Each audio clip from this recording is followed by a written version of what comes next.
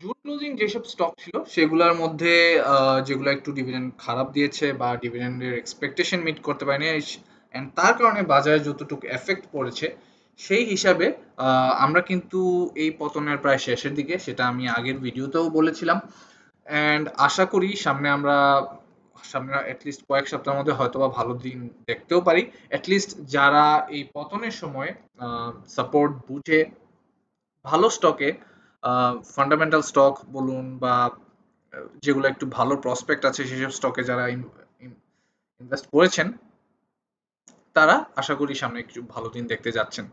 তাছাড়াও যারা হয়তোবা একটু ভালো ফান্ডামেন্টাল স্টক আরেকটু উপরে কিনে ধরে রেখেছেন, আশা করি তাদেরও লস রিকভারিটা এসে পড়বে। কারণ আমি যেটা খেয়াল করেছি যে ফান্ডামেন্টাল স্টকগুলো আসলে ওইভাবে ড্রপ করেনি প্রাইস। আপনি অনেক স্টক কি দেখবেন যেগুলো কিন্তু প্রাইসের দিক দিয়ে ওভাবে কমে নেই। যখন পুঁজি বাজারে আপনি ইন্ডেক্সে 100 পয়েন্ট কমে যেতে দেখেছেন, ওইখানে যেসব স্টকের প্রাইস ওইখানে রয়ে গিয়েছিল, ধরেন কোনো একটা ফান্ডামেন্টাল স্টকের প্রাইস 60 টাকা থেকে 50 টাকা হয়ে গেছে, কিন্তু ইন্ডেক্স আরো ড্রপ করার পরেও ওই স্টকটার প্রাইস কমেনি, সেই স্টকটা কিন্তু এখন ভালো করার অপরচুনিটি অনেক। আসুন আমরা বিগত সপ্তাহে কি হয়ে গেল এবং সামনের সপ্তাহে কি কি হওয়ার সম্ভাবনা আছে সেটা নিয়ে আজকের আম, ভিডিওতে একটু ডিসকাস করার চেষ্টা করি। আমরা যদি গত দিনের একটু ডিটেলস দেখে নেই, লাস্ট যে ট্রেডিং ডে ছিল, টেক্সটাইল সেক্টরকে আমরা সবচেয়ে বেশি গেইন করতে দেখেছি। ইঞ্জিনিয়ারিং, ফার্মাসিউটিক্যালস এবং ব্যাংকিং সেক্টরও কাছাকাছি ছিল। আর ফার্মাসিউটিক্যাল সেক্টর প্রায় একটা কনসিস্টেন্সি ধরে রাখছে তার লেনদেনের মধ্যে, টেক্সটাইল সেক্টরও কম যায় নাই। ইন্স্যুরেন্স সেক্টরকে আমরা একটু পিছনে ফিরে দেখতে এসেছি। মানে উল্লেখযোগ্যভাবে যদি আমরা ভালো করতে দেখি সেটা গত দিন ছিল banking sector. I think BRAC bank অনেক বেশি কন্ট্রিবিউশন রেখেছিল ইন্ডেক্সকে প্লাসে রাখার জন্য। তার পাশাপাশি স্কয়ার ফার্মাও ছিল। আপনারা যদি রিসেন্ট ইভেন্টস দেখেন, সামনের দিনেও বা আগামীকালকের বাজার বা কয়েকদিনের বাজারে হয়তো বা স্কয়ার ফার্মা বা ব্র্যাক ব্যাংকের একটা ভালো কন্ট্রিবিউশন আমরা লক্ষ্য করতে পারি। গতদিন আমাদের একটু ভলিউমের ইনক্রিজ দেখতে পাই, 14 কোটির ঘর থেকে 15 কোটি 27 লক্ষ ভলিউম হয়েছে, 468 কোটি টাকার লেনদেন হয়েছে, লেনদেনও বৃদ্ধি পেয়েছে। That is good news. যেটা হচ্ছে আপনার যে 55 পয়েন্টের যে একটা আপরাইজ হলো এত বড় পতনের পরে, সো এখানে ভলিউম লেনদেন বেড়েছে, তার মানে হচ্ছে আমরা সামনে আরো ভালো জিনিস দেখতে পারি। এন্ড আরো ভালো যেটা নিউজ সেটা হচ্ছে আমরা চার্ট থেকে দেখে নিব। চার্টে যদি আমরা লক্ষ্য করি, লাস্ট দিনের ক্যান্ডেলটা খুবই সুন্দর একটা ক্যান্ডেল দিয়েছে। আপনি যদি ভালো মতো খেয়াল করুন, উপর যে পিন বারটা, এটা কিন্তু খুব একটা উইক না। অন্যদিন এদিন যেদিন পতন হলো, এদিন কত উপরের দিকে কত বড় একটা পিন, দ্যাট মিনস উপর থেকে রিজেকশন খেয়ে কিন্তু নিচে এসেছে। And পরের দিনও আমরা নিচ থেকে রিজেকশন দেখেছি, উপর থেকে রিজেকশন এসেছি, মাঝামাঝি একটা মোটামুটি বডি ক্রিয়েট করতে পেরেছিল। বাট এদিন আমরা মোটামুটি একটু আহ, একটা স্বস্তির নিঃশ্বাস পাই যে হয়তোবা বাজারের পতন কিছুটা শেষের দিকে এসে পড়ছে। And তার থেকে ভালো একটা জিনিস যেটা ছিল যে আরএসআই কিন্তু যেখানে 24 পর্যন্ত নেমে গিয়েছিল সেখান থেকে ঘুরে একটু হলেও উপরের দিকে উঠে আসে। গতকালকের মানে গত দিনের বাজারের কিন্তু আমরা যে ক্যান্ডেলটা দেখতে পাচ্ছি, অনেক বড় গ্রিন একটা ক্যান্ডেল, উপরের দিকে খুব ছোট্ট একটি পিন বার। দ্যাট মিনস সামনে রিজেকশনের সম্ভাবনা আর একটু কম। সো এখানে অল্পখানি রিজেক্ট হয়ে কিন্তু যেটা বাজার শেষ করেছিল, তার কারণ হচ্ছিল যে অ্যাডজাস্টমেন্টের যে একটা ব্যাপার থাকে বাজার শেষের সময়, অনেক বেশি সেল প্রেশার তখন দেখা যায়, ফোর্স সেল হয়। তো সবকিছু মিলাই কিন্তু এই জায়গায় বাজারটা শেষ করে 5149 লেভেলে। অ্যান্ড আই মাস্ট সে যে আম, উপরের দিকে খুব উইক, উপরের দিকে থেকে রিজেক্ট হয়ে যাওয়ার সম্ভাবনা খুবই কম। সো আশা করি অ্যাটলিস্ট কালকের বাজার খুব ভালো থাকবে। সবকিছু যেহেতু ভালো দিকে সিগন্যাল করছে, এদিকে আমরা দেখতে পাচ্ছি যে ভলিউম বেড়েছে, আরএসআই ইন্ডিকেটর ফাইনালি একটু উপরের দিকে যাচ্ছে। হ্যাঁ, আরএসআই ইন্ডিকেটর হয়তোবা সামনে গিয়ে আরেকটু উঠানামা করতে পারে, উঠানামা করে হয়তোবা নিচে আবারও 25 পর্যন্ত 30 পর্যন্ত আসতে পারে। কিন্তু আলটিমেটলি আমি আশা করছি যে অ্যাটলিস্ট এখানে যেই রেজিস্ট্যান্স লেভেলটা আছে সেটা ক্রস করে যাবে। তার পাশাপাশি আমরা এমএসিডি ইন্ডিকেটর যদি হিস্টোগ্রাম দেখি, যে এখানে যে বড় বড় লাল বারগুলো ছিল সেটা হালকা হয়ে কিন্তু লাল বারগুলো নিচের দিকে এসে পড়ছে। And উল্লেখ্য যে আগের বার যেই প্রবলেমটা আমরা ফেস করেছি, এখানে খেয়াল করুন, এখানেও কিন্তু লাল বারগুলা হালকা হয়ে নিচের দিকে এসে পড়েছিল এবং বাই সিগন্যালের প্রায় কাছাকাছি এসে পড়েছিল, নীল যে লাইনটা অরেঞ্জ লাইনটার কাছাকাছি এসে পড়েছিল ক্রস করার জন্য, বাট সেটা হয়নি। আমাদের সাথে একটা বড় বিট্রিয়াল হয় অ্যান্ড আমরা আশা করছি এরকম বিট্রিয়াল যেন কালকে আহ, না দেখা যায়। এদিন যেটা হয়েছিল, এদিনের যদি আমরা একটু এটা খেয়াল করি, এই দিনে যে বিট্রায়ালটা হয়েছিল, আহ, এখানে অনেক বড় রিজেকশন খেয়ে কিন্তু বাজার নিচের দিকে চলে যায়। আর আগের দিন যখন হিস্টোগ্রাম অনেকটা নিচে আসে ওই দিনও গ্রিন ক্যান্ডেল দেয়, কিন্তু এখানে পিন বারটা রিজেকশনের এরিয়াটা একটু বেশি ছিল। কিন্তু এইবার তুলনামূলক রিজেকশনের এরিয়াটা কম, যদিও আমরা এদিকে আরো একটি সিরিজ অফ রেড বার্স দেখে আবার লাইট রেড বার্স দেখছি। তার মানে হচ্ছে কিছুটা হলো বিপদ কেটে এসেছে এবং এবার আবারও একটা শার্প টার্ন নিয়েছে আমাদের এই ব্লু লাইনটা, এন্ড অরেঞ্জ লাইনটাকে যদি ফাইনালি কালকে ক্রস করে কালকে যদি একটা ভালো সুন্দর গ্রিন ক্যান্ডেল আমরা দেখতে পাই, আমরা মোটামুটি একটা বাই সিগন্যাল পেতে যাব এই বাজারে। এখন কথা হচ্ছে এটা কি আপনার জন্য বাই সিগন্যাল হতে পারে? আপনার বাইয়ের জন্য অবশ্যই হতে পারে।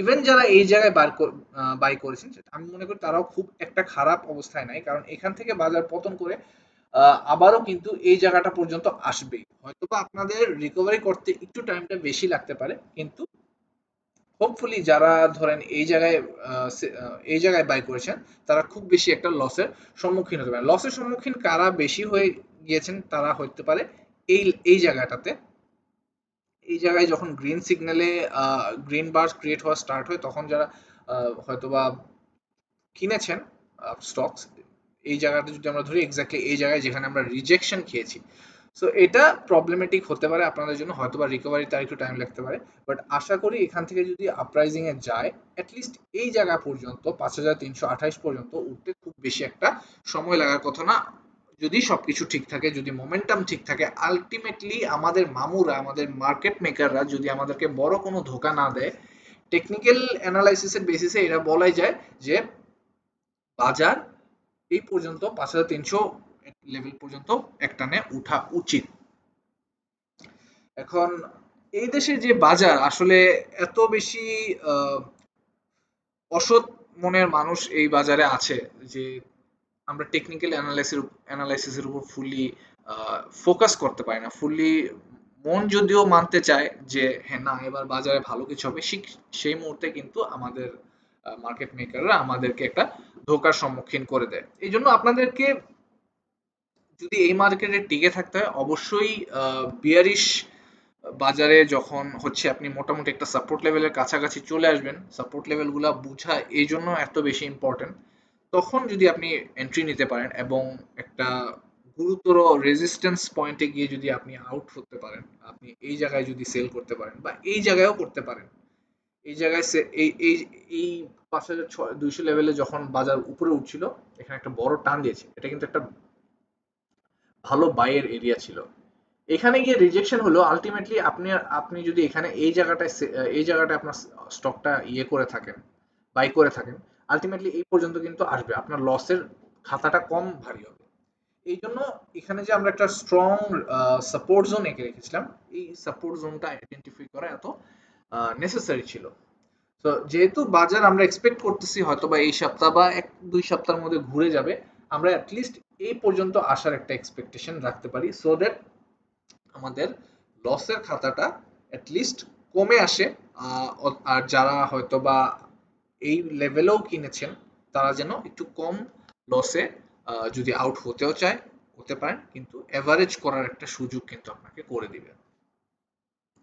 যাই হোক আমরা আসলে এই মুহূর্তে যেটা বুঝতে পারছি বাজারে অ্যাটলিস্ট এখানে যে সাপোর্ট জোনটা আমরা এঁকে রেখেছিলাম সাপোর্ট জোনটাকে সাপোর্ট করছে বলতেছি, সাপোর্ট জোনটাকে অ্যাটলিস্ট মেনে চলছে। দেখুন এখানে কিন্তু অনেকবার বাজার ঘুরেছে এই পর্যন্ত ফল করে, এখানে আমরা আগেও ছোট ছোট ফল দেখেছি, ফল করে এখান থেকে ঘুরেছে, যদিও এবার আমাদের বাজার একটু নিচের দিকে নেমে এসেছিল।